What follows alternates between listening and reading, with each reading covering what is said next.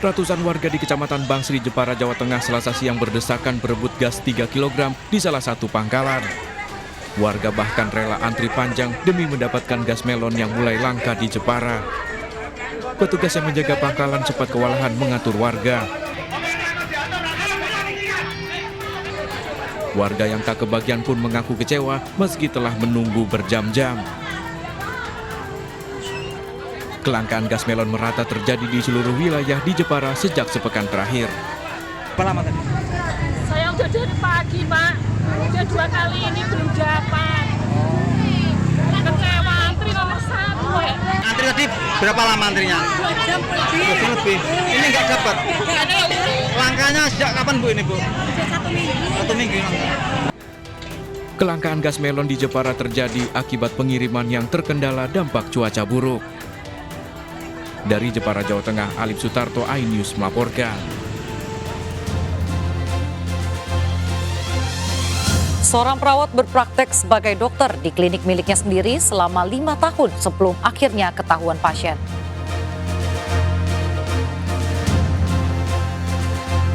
Seorang asisten rumah tangga tewas dianiaya satu keluarga majikannya di Padang, Sumatera Barat.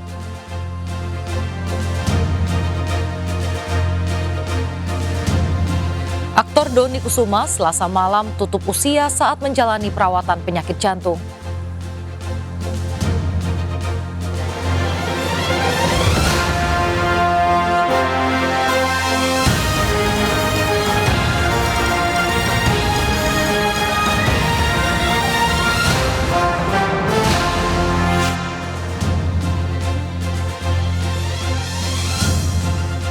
Halo pemirsa, Komisi Pemilihan Umum rencananya akan mengumumkan hasil penghitungan atau rekapitulasi nasional untuk seluruh provinsi sore nanti.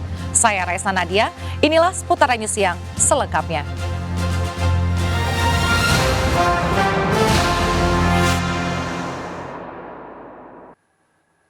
Pemirsa, aktor sekaligus mantan atlet Dony Kusuma Selasa malam tutup usia. Almarhum dimakamkan di TPU Tanah Kusir Rabu pagi.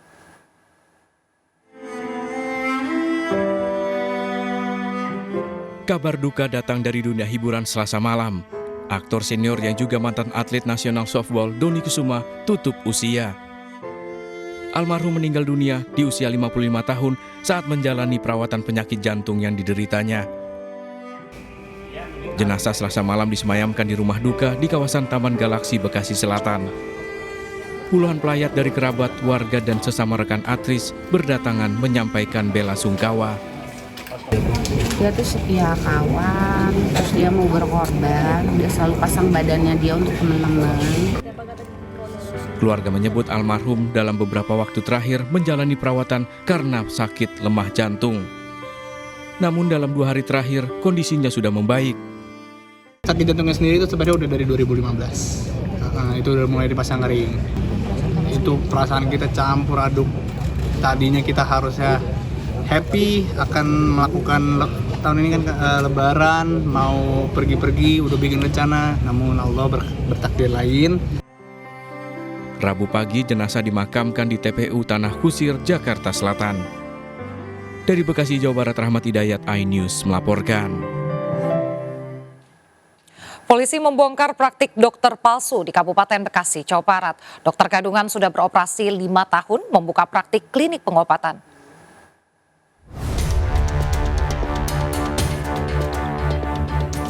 Sunaryanto, dokter gadungan ini tertunduk usai diamankan polisi. Bermodal pernah sekolah kesehatan namun tak memiliki surat izin praktek kedokteran hingga surat tanda registrasi, Sunaryanto nekat menjadi dokter gadungan. Dokter gadungan ini membuka praktik klinik pengobatan di Klinik Pratama Keluarga Sehat di Perumahan Cikarang Indah, Kabupaten Bekasi. Aksinya sebagai dokter palsu selama 5 tahun menggunakan identitas dokter Ingwi Titi Baju untuk memperkaya diri. Korban gitu tuh? Masih didalami juga, karena kan tadi ada buku pasien, nanti kita coba dalami, ada kerugian apa dari masyarakat setelah berobat. Ya ini sudah 5 tahun masih dihitung semua didalami ya. Bang, dapat ilmunya dari mana Bang? Bang, dapat ilmunya dari mana? Dapat ilmu dari mana Bang? Hah? Sekolah Pak.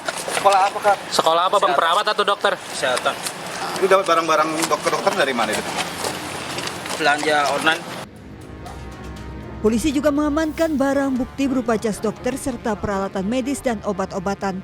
Pelaku dijerat Undang-Undang Kesehatan terancam 5 tahun penjara. Dari Kabupaten Bekasi, Jawa Barat, Didit Junaidi, iNews melaporkan. Pemirsa, seorang asisten rumah tangga tewas dianiaya satu keluarga majikannya di Padang, Sumatera Barat. Korban tidak hanya dipekerjakan sebagai pengasuh anak, namun juga dipaksa mengemis di jalan.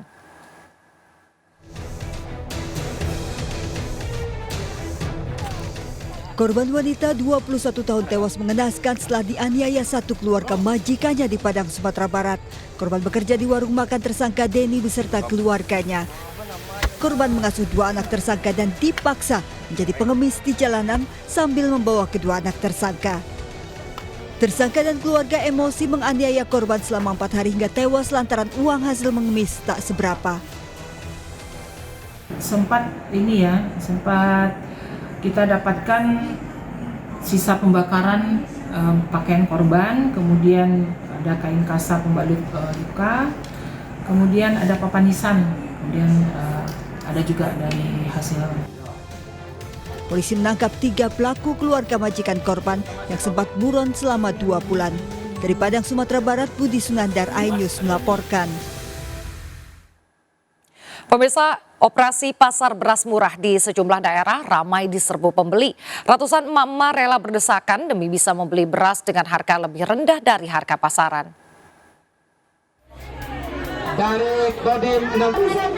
Ratusan warga Kota Maumere, Sika, NTT rela antre berjam-jam di lapangan Kecamatan Nita untuk bisa membeli beras murah kemasan 5 kg yang dijual seharga Rp55.000. Setiap kepala keluarga dibatasi hanya bisa membeli 2 kantong beras. Tak perlu waktu lama, stok beras sebanyak 10 ton ludes dibeli warga.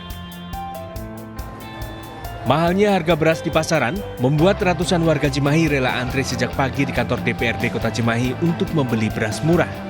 Dalam operasi pasar kali ini, beras kualitas medium ukuran 5 kg dijual seharga Rp53.000.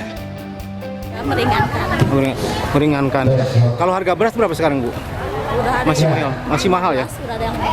Yang paling mahal masih 17-an ya? Dapat berapa bungkus, Pak? Sebungkus. Ini 5 kilo. Harganya berapa, Pak? 5 kilo, 53. Ini Tingginya antusias warga, stok beras sebanyak 10 ton yang disediakan ludes dalam waktu sekejap.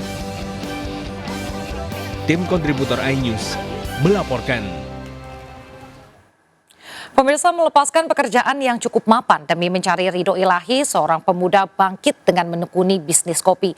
Berkat kerja keras dan doa, kini usaha kopi miliknya mulai dikenal pecinta kopi di Malang, Jawa Timur. Berikut kisah inspiratifnya dalam seputar Ramadan Bisnis Muslim Milenial.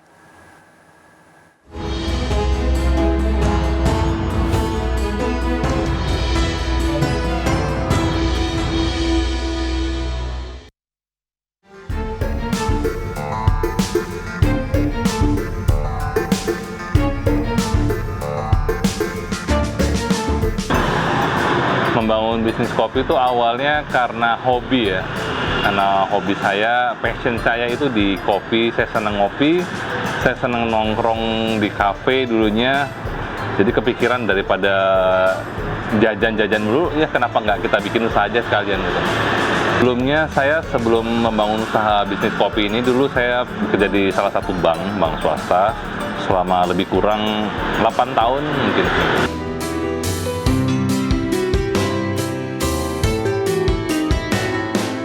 Ketika itu tepatnya pada bulan Ramadan juga ya. Itu pas ketika saya mau taraweh, saya datang ke masjid, tiba-tiba saya lihat selebaran, ada selebaran tentang bahayanya riba. Menurut saya dulu saya nggak berada di zona nyaman ketika saya masih bekerja di tempat yang lama gitu loh. Karena waktu itu saya benar-benar diputar balik, anak-anak sering sakit, ya kan, hutang di mana-mana. Akhirnya udah gitu. Jadi ketika saya cabut dari tempat pekerja yang lama, ya sama aja kayak saya mulai dari nol lagi, malah dari minus. Masya Allah, kalau sekarang ini bisnis sejak saya mulai usaha sendiri, ya bisnis sendiri, Yang saya tekankan adalah benar-benar tauhid ya. Jadi kita percaya bahwa semua rezeki itu dari Allah gitu loh, ya kan. Mau itu sepi, mau itu rame, semua itu rezeki dari Allah. Makanya dan yang paling pasti adalah utamakan sholat. Ya, jadi ketika di sini buka usaha di sini, meskipun tempat-tempat lama, saya juga ketika sudah azan harus tutup. Semua harus sholat. Karena berharap pada apa? Ya sama Allah, yang ngasih rezeki Allah kok. Oke, kalau dari kami memiliki program ketika bulan Ramadan kami memang benar-benar tutup untuk dine-in ya. Tapi kami membuka untuk pesanan online ya, khususnya pesanan iftar. Iftarnya juga ini kami menyiapkan untuk berbagi kepada yang lain. Jadi banyak yang pesan ke kami, nanti setelah itu kami bantu untuk menyalurkan. Jadi ada yang pesan kami, tapi biasanya yang pesan itu langsung minimal 10, 50 ya alhamdulillah. Nanti kami bantu untuk menyebarkannya, bisa ke pondok pesantren, ke panti asuhan, kemana-mana yang membutuhkan. Saran dari saya, kalau ingin bermuamalah atau berdagang ya, hendaknya kita benar-benar mempelajari syarat-syarat atau sesuai dengan syariat Islamnya. Jadi kita nggak hanya ngambil pokoknya berdagang, pokoknya ngambil untung, enggak dari situ. Mental tauhid itu juga harus dikuatkan ya, karena semua itu rezeki dari Allah. Jadi ketika diuji dengan dengan rezeki yang banyak, itu bukan hanya sekedar rezeki, enggak, itu juga sebuah ujian sebenarnya, iya kan? Ketika juga sepi, itu juga sebuah ujian gitu loh. Anggapnya semua itu hanya ujian.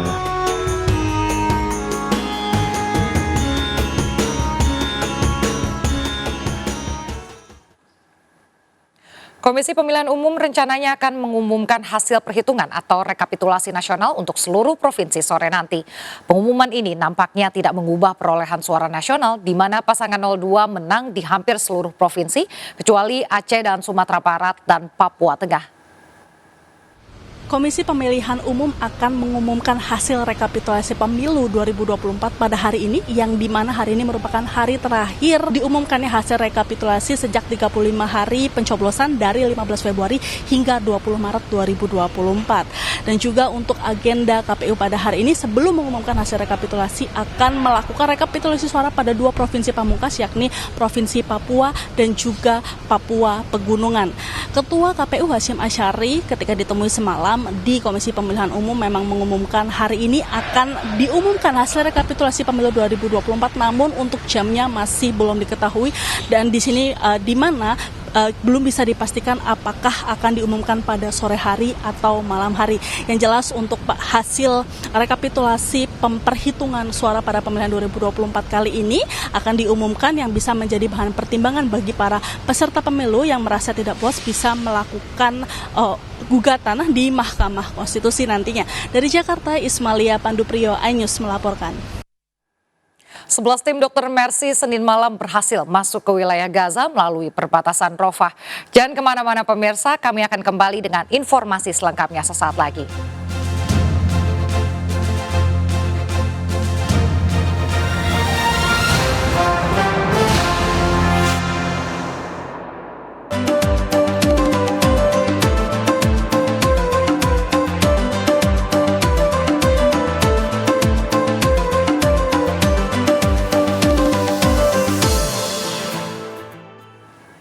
Terima kasih masih bersama kami.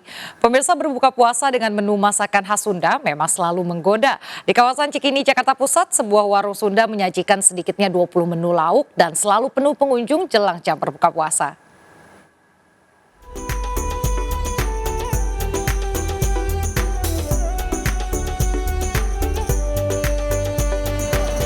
Halo pemirsa, gimana puasanya? Lancar nggak? Tak lengkap rasanya kalau puasa itu tidak cari menu bukaan. Kali ini saya akan ajak Anda cari menu bukaan di warung Sunda di daerah Jakarta Pusat Cikini. Di sini kalau jam buka puasa biasanya ramai banget pengunjungnya. Kira-kira menu apa saja sih yang disajikan? Yuk kita intip.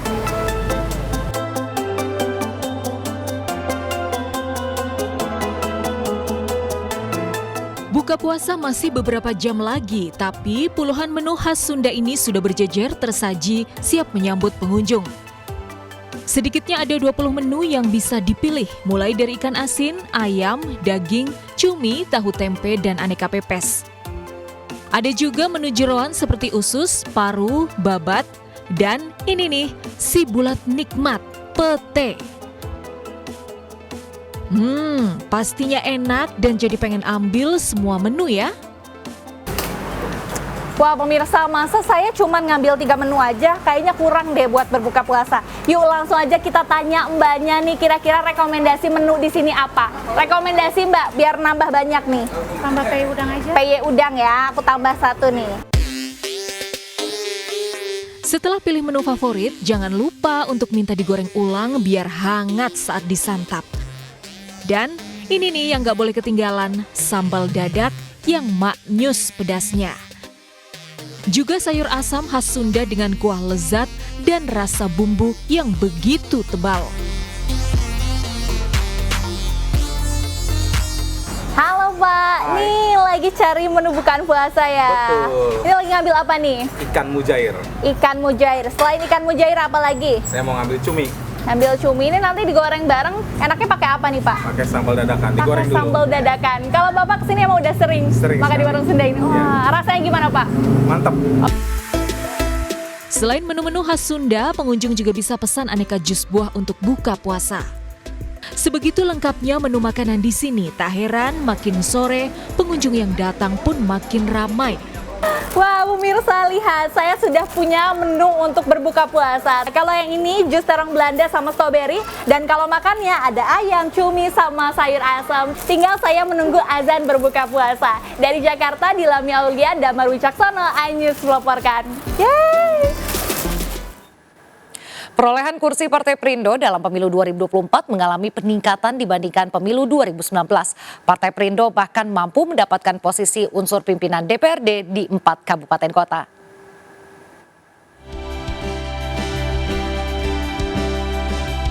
Partai Perindo kembali mendapat kepercayaan dari masyarakat di berbagai wilayah di Indonesia dalam pemilu 2024. Hal ini dibuktikan dengan naiknya perolehan kursi DPRD di kabupaten kota di seluruh Indonesia dari 45% di tahun 2019 menjadi 60%. Naiknya perolehan kursi ini juga menambah potensi Partai Perindo mengisi posisi sebagai unsur pimpinan DPRD di 4 kabupaten kota. Di antaranya adalah Kota Madiun, Labuhan Batu Selatan, dan Sumatera Utara.